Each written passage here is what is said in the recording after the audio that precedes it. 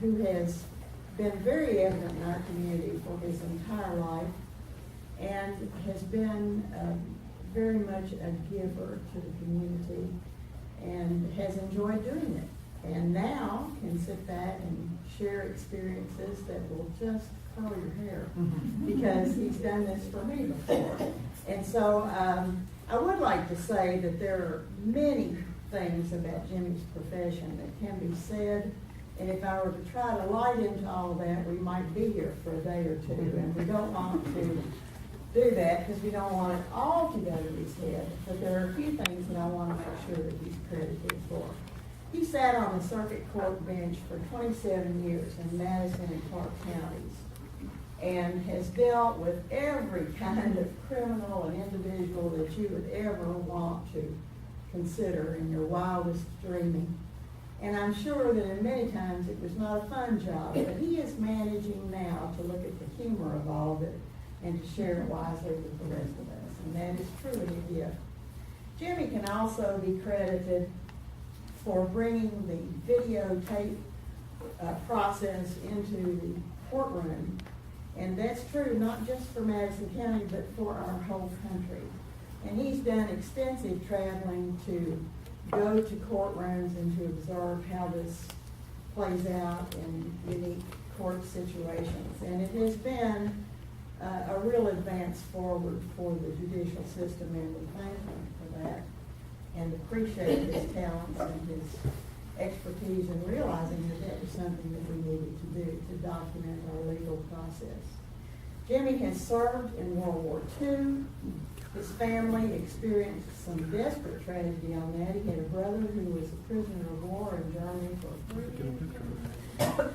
And that brother is now deceased. He did make it out of the prisoner of war camp. But again, a large, just a bucket full of stories that can come from that. And so I think that we're very honored today to have him come. I don't know what Jimmy's going to talk about, but whatever it is, it's going to be wonderful. Talk about 20 minutes. No, you're going to talk about how many minutes you want. So with that said, the Honorable James S. Chenault. Thank you.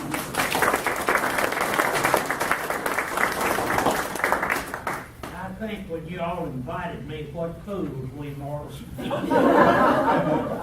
get an old man up talking and you can't stop him. He'll just tell you more about it. If they say you ask him what time it is, he'll tell you how to make a watch. So you're running that risk with me. Well, the first thing I want to tell you about this. This is an antique club, and this was my great-great-great-grandfather's cane. He died in 1851, and they've got these little silver things around here, the genealogy of the family up till 2 generations ago. I've been for years saying I'm going to get another one and bring it up to date. But that's sort of interesting. That's the best antique in the house besides me. Today is June the 15th, and we went through great celebrations about D-Day, June the 6th. Well, today for me was D-Day. I was in the Navy. We invaded Saipan on June the 15th. That's an amazing invasion. We brought the troops, the ships, and everything roughly from Inawita, way over 1,000 miles to Saipan, and they invaded, and it's successful. The ship I was on escorted an ammunition ship in there. We got there about 3:30 that day. And of course I was wondering what would happen. I asked my division officer, what would happen if they sunk this damn ship we escorted? He said, you wouldn't have to worry about it. It'd take us too. But we got in there, and I'm very vivid to remember they put on the ship speaker system a spotter, a plane spotter, to one of the ships out there that was shelling Saipan. We listened to that as we came in, sort of interesting. Maybe about 50 yards to the right, then bingo, you got it. And that was the spotter thing. Well, so much for that, I at least explained that, but I bought somewhere or another, United States silver, and on the back of it, USS Layman's and USS Topeka. I was on the Layman's, that's Destroyer Escort 743, and I was on the Topeka, light cruiser CL-67. It's sort of interesting on that, when I went in the Navy, I went in as apprentice seaman, and I actually went to sea as a seaman second class, which is the lowest you can go at sea.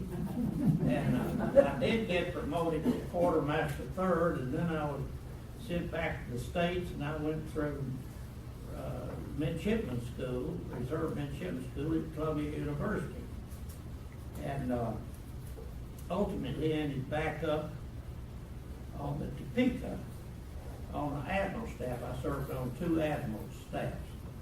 And that was an interesting experience. The difference between, I don't want to offend anybody with this remarks, but I used to say it wasn't out of tune at that time. The difference between being an enlisted man on a destroyer escort and an ensign on an admiral staff, sort of the difference between being a white man and a colored man at that time. Now that's out of vogue and you can't say that. But, while I was there, we had segregated, there were blacks on the ship, but they were segregated. Harry Truman eliminated segregation in the armed forces. Matter just had to. We couldn't confront the world and have second-class citizens. So, not that that has anything to do with anything, but while I was on the Topeka as quartermaster, one of my jobs was to wind the clocks in each compartment. Must have been 10 or 12 of them. Little black clocks in Bakelite or something, white dial hands, and they were winding once a week. And I had what they call a chronometer watch take with me, and I'd try to set that clock, and if it was a little slow, touch it, get it up. If it was a little fast, touch it, get it back. Why, hell, a magician couldn't have made them run on time. You had to shift up and down and lock, humid, but every week I did that. Wallace Mackett called me up, oh hell, whenever someone in his office wanted to sell him this watch. It's a U.S. Navy chronometer watch. It's a Hamilton. They wind it up for 4 days, and it's very expensive thing. Well, of course, I thought that because that's what I walked around the ship with. So for memories, I thought that. I know that's fascinating information. And also on this date, I noticed in the paper today, King John signed the Magna Carta on this date in 1215 or 12, whatever it was. And the Magna Carta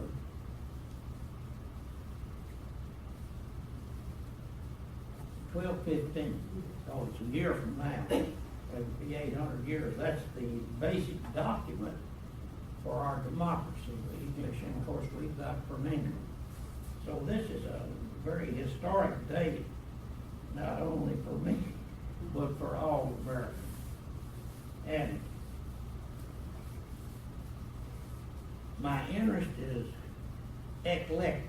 Heaven knows what I collect. But I had my friend Robert Earl Lanner came by, and well, I don't know when. Probably 1975 somewhere. He's visiting. He said, Jimmy said, I've got a Daniel Boone commemorative coin. Would you be interested in buying it? Well, I heard that they had them. I didn't know anything about it. Well, what do you want for it? Well, I want $100. Well, yeah, I'll just take it. It's a 1936 Daniel Boone commemorative Cohen. In a few months, I happened to be in Lexington, and for the first time in my life, went in a Cohen store, Bluegrass Cohen's or something over there. And in the counter, I looked down all these coins. I said, "You wouldn't by chance have a Daniel Boone commemorative coin, would you?" "Yeah, I've got one." And they got another 1936 Daniel Boone commemorative coin. That was just $65, so I bought it. I thought it cut the average price down. And then I thought, you know, if they did this, I need no more about it. And I found out they made these commemorative coins in 1934. That was the 200th anniversary of Daniel Boone's birth. And they made them in 35, 36, 37, 38. I said, "Well, let's throw out coins. Now I can afford, I'm gonna try to get one of each one." So I set out, I thought how nice that was. But the 1935 coin didn't have on it the date 1934. So they issued 2 coins that year. So instead of 5 coins, that's 6 coins I had to get.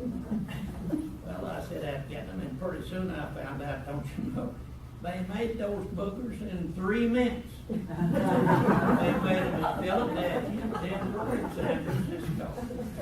So I set out, and I finally got the whole shebang of 16 coins. And in here, to show you something about it real quick, this coin magazine tells you about the Daniel Boone coins and how many they made.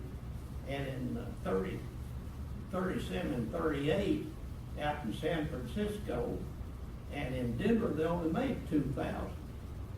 And you think about that. If they made 2,000 coins and figure that out, that meant they made one for every 175,000 people in the United States. So they got to be rather scarce.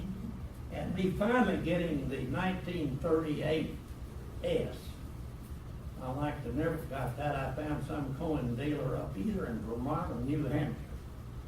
And he must have known I wanted it bad because it cost me almost $400. But anywho, I finally got the whole collection. Well, why would anybody want the coins of Boone? Because Boone is the founder of Boonesboro. Boonesboro is the pioneer settlement, really the real pioneer settlement in Kentucky. They acknowledged that for years to this George, whatever his name was, became head of the Historical Society. He was from Harrisburg. And he rewrote, said, "No, they're first by a few weeks old, Boonesboro." But Boonesboro has an interesting history. Many people don't know. Well, first off, they sold these coins to the Pioneer National Monument Association sponsor. And they sold them for $2 a hive. That means they made $2 a piece. They accumulated a couple $100,000. And ultimately, they gave that to the state to buy the property that's now Boonesboro State Park. Another interesting thing most people don't know, our local historian, Dr. J.T. Doris, was hot on, very active in the Pioneer National Monument Association. And we were trying to get Boonesboro to be a National Historic Park. We were competing against Cumberland Gap, and the government gave it to Cumberland Gap, so we didn't get it. Another thing, originally there was a big issue to try to make that. Boonesboro was before Kentucky became a state in 1792. It was in 1775. And they were trying to decide where to put the state capital. They had quite a delegation from Boonesboro, said this is where it ought to be. But like most things, Lexington wanted, Louisville wanted. Well, this is loggerhead, so they compromised and put it about halfway in between Frankfurt. But that's why it's not at Boonesboro. So much about Boone. He, on about June the 5th, he left Virginia and, or wherever, and came into Kentucky, 1769, for his first scouting around. What an interesting career he had. And these coins, which you all can look at, I'm not gonna pass them around, I'm afraid somebody won't slip one out. But I made this setup, and there's an outfit in Massillon, Ohio that makes these. And not that this has anything to do with anything, but I sent what I wanted and they made exactly what I said. I never dreamed it'd come back like I asked them to. But it came back with a $300 bill. So it worked. So I've got the coin, the years, and the mints. I've got in the middle here something called a Kentucky cent. That was put out in 1792 to 94.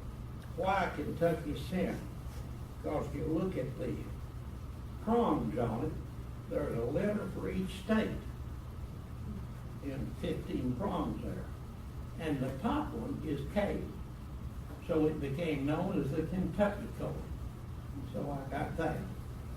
And you might guess that wasn't cheap either. You all wonder, was he that cheap talking Bill? I am. I also found, just luckily, a medal that Lexington put out in 1925 commemorating Lafayette's visit to Lexington and commemorating the sesquicentennial of Boonesboro. And it's on the back, they've got Daniel Boone, and on the front, they've got a picture of the fort and some other stuff there, which I thought fit in here very well. Then on my 80th birthday, I thought I better do something with this. So I've written up here so nobody have any confusion about what it is. It said complete set of Daniel Boone commemorative $5 and 3 medals of personal interest to the owners.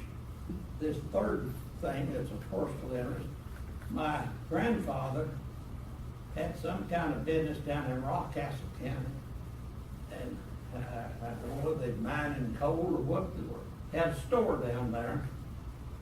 It's at Brushy Creek, and this has on it J.C. Chenault, Brushy Creek, Kentucky, and back here 50 cents, good for 50 cents merchandise that was script. Well, I wrote on there, and then down here, just to be sure that when I died, this wasn't sold in a yard sale. I said, property of Judge James S. Chenault and James Howard Lowe, that's my grandson.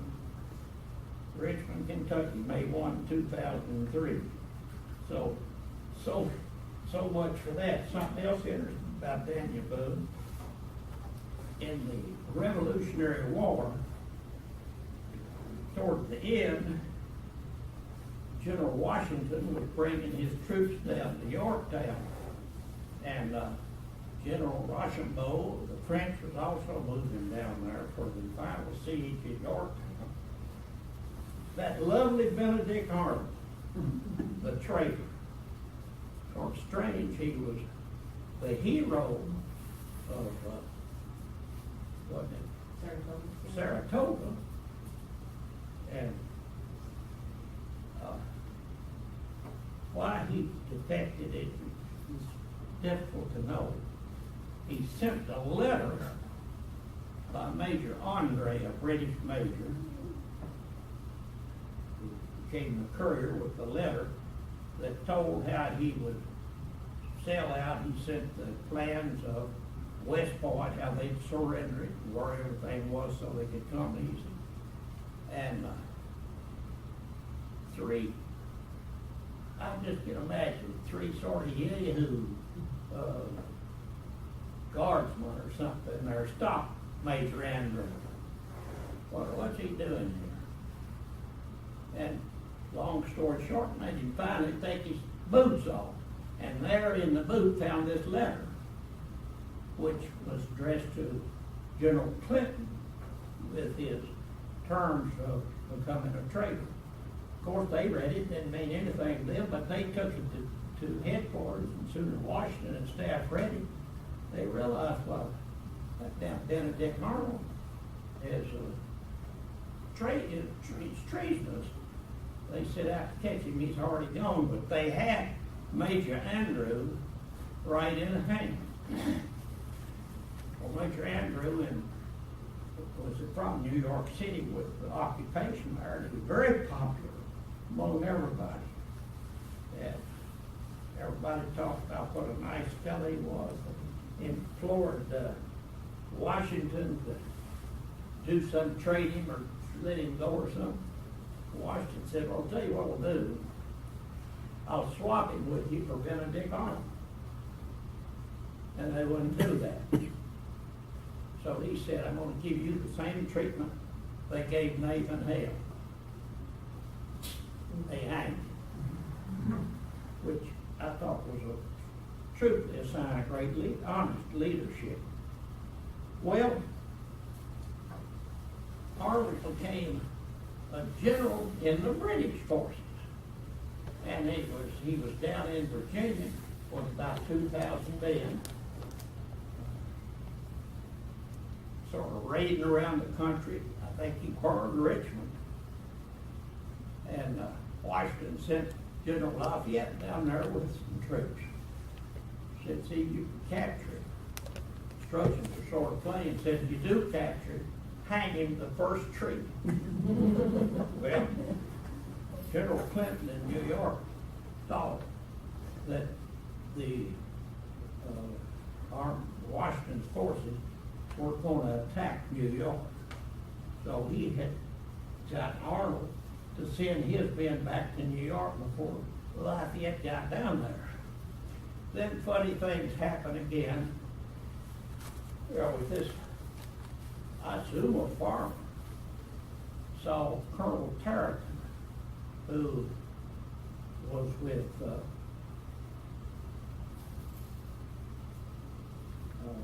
Cornwallis, and he'd been a raider through the South and a terrible person, and he had about 60 troops with him. And this fellow saw him and said, I know what he's up to. Got on his horse, rode all night long, 40 miles to Charlottesville to warn Thomas Jefferson, and to Monticello, and went to Charlottesville and warned the government. And they all got away. They weren't captured. But Tarleton did capture 7 people, and one of them was Daniel Boone. Well, he let him go the next day. But I think that just adds to the lore and the interest of Daniel Boone. Daniel Boone, when did he die?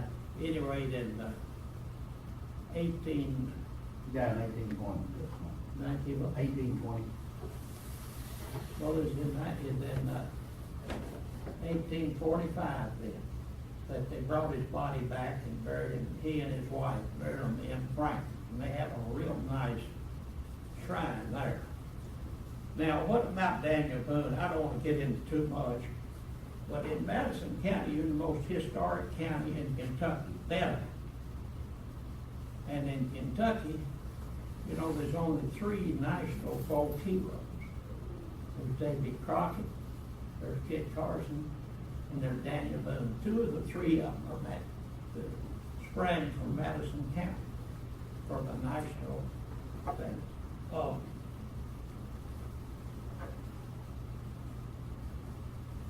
I hope I'm not boring you sick. I could think of one time when I was city prosecutor, early on, I was going to change a lot of things. And we had this man up, Tandy Dark out. And I said, Judge, I've checked up here.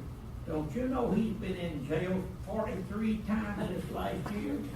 He said, I think something ought to be done about it. The judge looked at him and said, Candy, what do you say about that? He looked up and said, well, Judge, you know, ain't none of us perfect.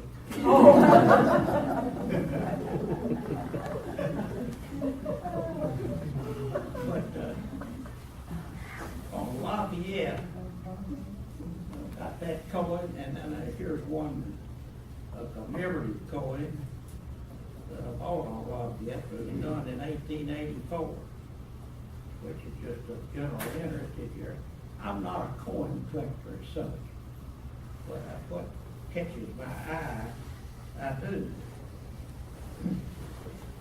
One thing that I don't have here, in June the 1st, 1992 was the 200th anniversary of Kentucky statehood. And I managed to order a flag that was flying at that time. Congress, well, first off, Vermont came a state in 1791 and Kentucky in 1792.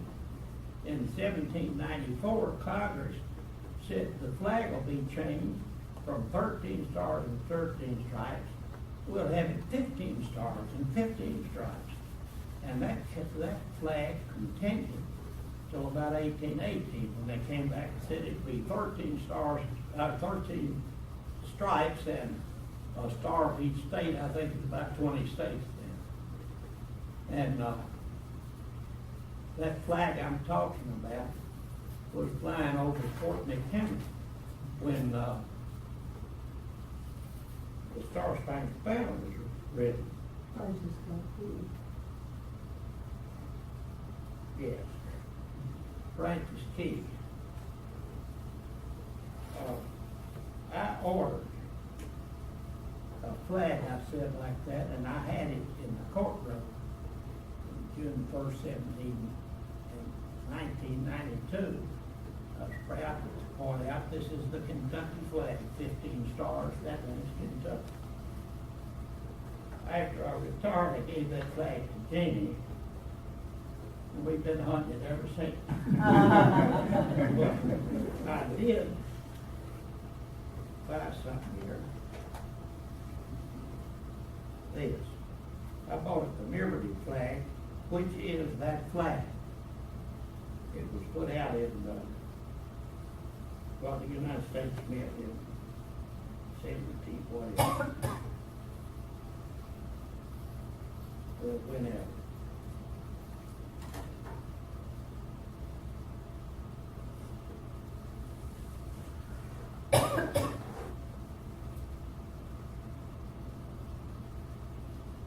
Well, it's got a date on it, down if I can see it. Here it is, 2012, when they put out this Star Spangled Banner flag, which I think is general interest. Well, I wandered around here enough about that.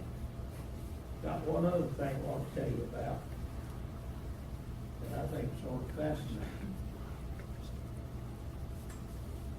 Louis Nunn died a few years ago, and in his estate sale they sold his personal effects.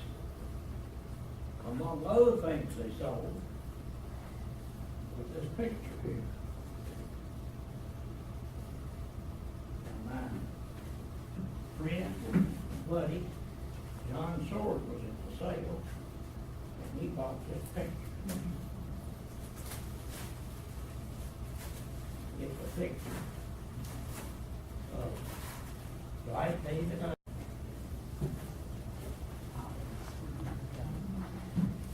Printed here, it says, for Mrs. Louis Nunn, with best wishes, it's signed by Mamie Doward Eisenhower and Dwight D. Eisenhower. Well, John bought that, and I was really amazed about it. I said, I can't feature why a family would sell something like that. It doesn't seem reasonable that they sell the autograph thing from the president in his life. Well, of course, Dwight David Eisenhower, way more than just the president. He led the troops when they invaded North Africa.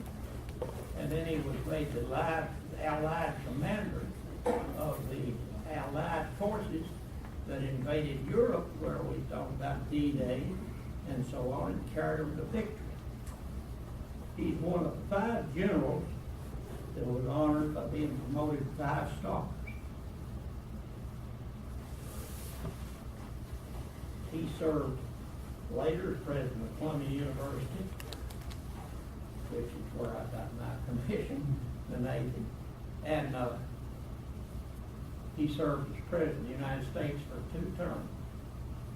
Well, I couldn't understand this. I talked to John about it every time I'd seen him, about what kind of people would let a family heirloom like that go. I reckon John got tired of hearing me, so he gave me this thing. Sure did. And as you might imagine, I proudly display it in my house. I got it right next to my grandfather clock, which is another one of Elder David Chenault, over in that cave. And on top of that, you all might find these of interest. Here is a ticket to the inaugural ball, 1953. And here is another ticket with the seed range. You might pass those around. They're interesting to see. And they're part of it. They let that all go. I've saved so much family junk that I just can't understand doing that. And, well, it's a mystery to me why they would do anything like that. He has since demonstrated that he didn't have the best judgment in the world. He killed his sweetheart. I've got, just for general interest, a commemorative coin alike, showing him just as acting as a general. Got another commemorative coin here, where he's the 5-star general. And who knows what else I've got. All them I've got. A while ago, I bought a commemorative coin of him in 1972, 71. So, I'm quite enamored about it. And that's what I thought I'd tell you today without further boring you. Anybody got any questions they think I can't answer? I'd like to add to you Daniel Boone's story. I'd like to add a little something to Daniel Boone's story. In 1775, Daniel Boone headed towards Kentucky with 2 or 3 families, and down around Bean Station, Tennessee, his son got killed. Well, his son was in a rear party, and they didn't realize the next morning until this happened. Anyway, Daniel Boone turned around and went back to Moore's Fort, Castlewood, Virginia. Castlewood, Virginia was named for my grandpa, old Jacob Castle. So he knew Daniel Boone. In 1768, Jacob Castle and Daniel Boone were on the tax list in Rowan County, North Carolina. But anyway, Daniel Boone stayed 2 years at Moore's Fort and regrouped.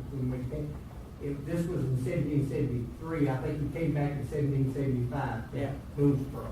But when he left Moore's Fort in Russell County, Virginia, came to Boonesboro, he made the trip without an incident. But the first time he came, his son. I've read where that they had one killed and they went back. Mhm. Well, let me tell you a little more about Beulah Nunn. I was president of the local bar association in 1955, and it was mainly a necrology group. Anytime some lawyer died, they wrote a beautiful encomium and sent it to his family and such. Put it in the official record. I thought, looks to me like they ought to do more than that. So I arranged to go to different places. We went down to Boonesboro. And I said, let's go out to Whitehall. What? I was wondering, of course, it's in pretty bad shape there. And I thought Kate Burnham was in charge of it. I remember we went down and talked to Mr. Burnham. No, he didn't have anything to do with it. Said they ought to burn the damn place. Well, I went to my friend and longtime classmate, John Wilson Brandberg. I found out was farming. He said, well, yeah. Said, come up Clay Lane and come in that gate. That's the way to get there. So I arranged it, went to Turpin Funeral Home and got 40, I reckon, folding chairs. Went to Presbyterian Church and got however many folding tables you needed. We went out there and set it up. I forgot who paid for it. But I had the good judgment to ask the editor of the paper to come too. And we went in there. It was in a pretty bad shape. I remember they had a tenant in the apartment in the bottom. And I looked in the refrigerator, just curious why they wasn't looking. I wonder what he had in there.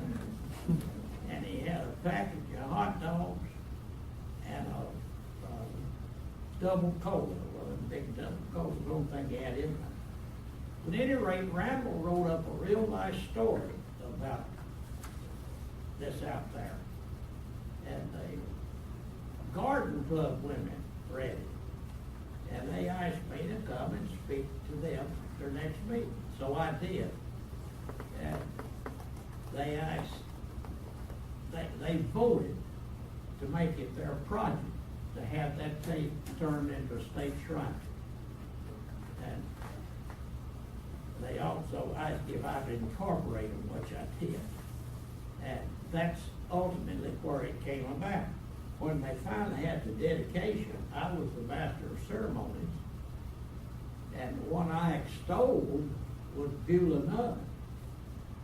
She was the one that scattered around and acquired all the furniture that goes in there. She did a really wonderful job. And she also was the one that had enough that said, you know, you've got an old mansion. You couldn't let out a contract with the state to restore it. They'd have to protect themselves on everything in the world. It'd be astronomical.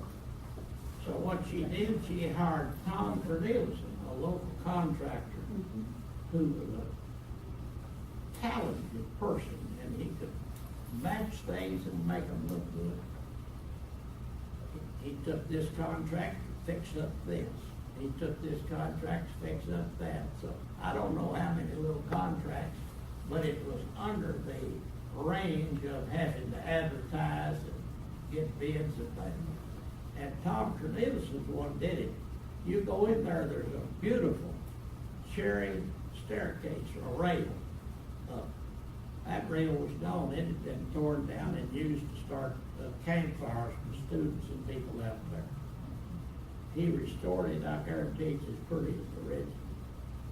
But I knew that, and so when I was the master of ceremonies, Governor Nunn was principal speaker, but I figured he wouldn't say much about his wife. I did. I praised her very, very high. Then a few years later, I don't remember just what, say a few years later, 15 or 20 years later, they had another ceremony and dedicated it again. And I went out to it and listened to it. They never mentioned my name. And I thought of what Ronald Reagan said, it's amazing what you can get done if you let somebody else take the credit. So much for that. And that's why I was so interested in this. Now, a lot of you, I'm sure, don't share my feeling about having the president. Well, you remember Bob Moody talked to us about having presidential signature. Well, what about having one with dedicated to someone you knew? so much for that, that's enough. Judge, I was there the day that, Daniel Boone. John Sawyer bought that picture. I was at the sale, my wife and I were there. I'm just curious, how much did he pay for it? I can't remember, but I do know he bought a painting that day that he gave a considerable amount of money for. Considerable amount of money. He told me how much he spent at that, but I don't think I'm at liberty to tell me what he spent at that sale, but I don't know how much he paid for this. I was there and he bought a whole lot of stuff. I've got a little story to tell about Judge Chenault, that somebody told me the other day. Some older fellow was telling me that, I guess the first year he was judge, sat on the jury. And, it was either the prosecuting attorney or the defense attorney, one of them was talking. They said Judge Chenault would just turn around and feed everything, he's opening drawers and doing this and doing that. It didn't seem like he's paying attention. He said, well, that judge, he won't be able to, he won't know anything. He said they came back in the next day, and the same attorney started arguing his case again. And the judge said, wait just a minute. He said, you said the same thing you're saying right now yesterday. And he attempted to summarize what the man said there, in about 30 seconds. And he said, I don't want to hear that again today at all. He said, you need to give something new today in order for this courtroom to make a good decision. So their first opinion was, look at him, just fidgeting around. And then their last opinion was, he is really a good judge. Well, one of the things, the credits I've got in 27 years, I listen to people argue about which way two cars bump together or something, and put a no-dose tablet to sleep. But I never went to sleep. I've got one of those coins I brought here, which I think is unique. It says on one side, do it. You flip it, and it says on the other side, the hell with it.